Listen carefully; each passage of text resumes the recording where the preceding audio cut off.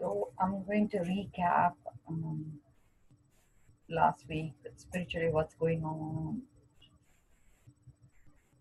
Last week an interesting thing happened. I was in the temple, and this was on the day of Ekadashi, and I am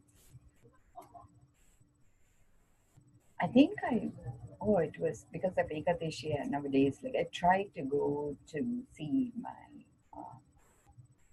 I think the goddess of abundance. And when I was there, the priest was making fun of my teacher. And I don't know, I could have walked away, I guess, but there was another lady who joined him. And it became very important for me to speak up at that time because I felt one person as a priest making fun was okay, but and I didn't want that attitude to continue. So I was trying to validate my perspective. Sometimes I wonder whether it's even worth it. But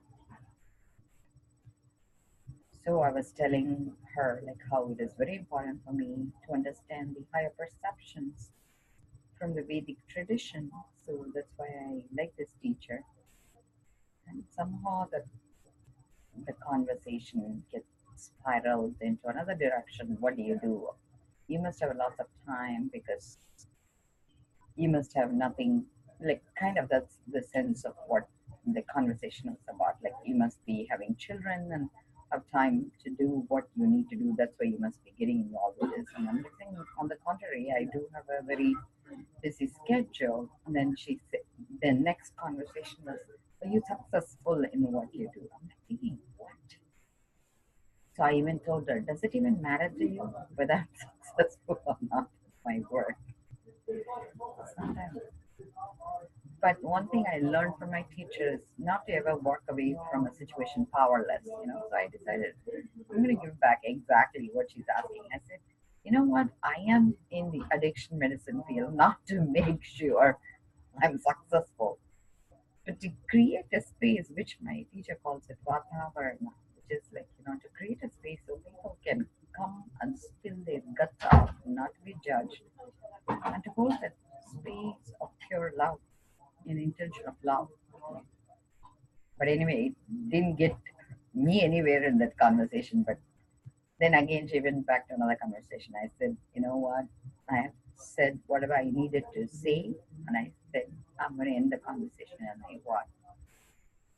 And then afterwards, I was reflecting and thinking, you know, how challenging it is to speak up for truth, which put me in another spiral and made me go to a depth that was pure agony.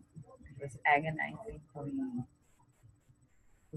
because it's a very powerless space, and to get myself out of that space is tough because sometimes you really cannot speak up against situations that's beyond your control.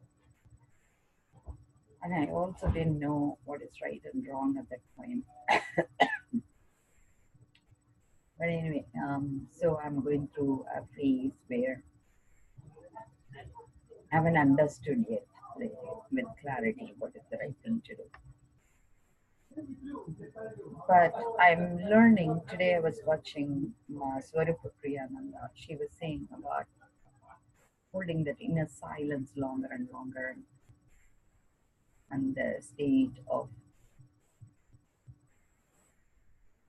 what my teacher says is space of that inner stillness.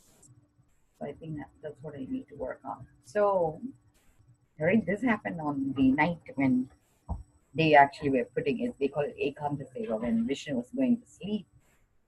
So I almost was out of the temple, and then I said, my heart was so pained. And so I said, I'm going to come back. The priest was saying, he's already in bed. I said, I don't care. I said, I really need to give myself like a space with Vishnu to get my heart back on track. So I sat there and I actually sang a song, and then I left. So then next day morning, my niece had to be dropped off in the air. like to catch the shuttle for the airport very early in the morning. So I drove her like around 3:45 to get on the 4 o'clock or 4:30 bus, and then on the way back, I'm playing the Siddhi Lakshmi song, and I see a star in the sky that was very, for some reason, was um, arousing my intention of being aware and being connected with it. So I said, okay, let me go around the temple.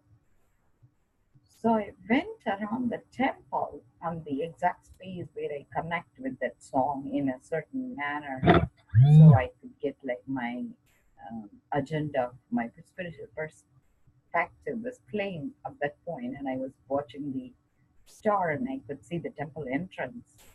And suddenly it occurred to me the reason I was there is because I think the energy in the temple didn't want me to hold that space of sadness anymore. So they literally did the healing in my heart. And it was so beautiful, the intention of higher beings, how much they love us and they don't want us to struggle alone. So I wept in front of the temple and then I left, but I still am going through this phase where I don't know, I feel like a little lost. But I also know everything has a reason. So once I find the reason, I'll let you guys know that this space I'm holding this week, which is to hold the intention of love and speaking up for the people you believe in, even though you are thought of, or I am thought of as being ridiculous and insane and have no intelligence. It doesn't matter. I feel if it was my kids being attacked, I would do the same. And I feel for the people I love, I'm going to do the same. But it's also very, very difficult to see indirectly what they have to undergo. Like, I mean, that's the space I went to. I think how hard these higher beings try and the beings that is incarnated try, who are attacked relentlessly by the society, and it just made me feel very sad last week. And that's the space I'm holding today to heal the space of woundedness that's created by me or beings that I'm associated with who are hurting the beings we love. And I hope I have the wisdom to understand how to deal with it in a much intelligent manner in the future. Like I said,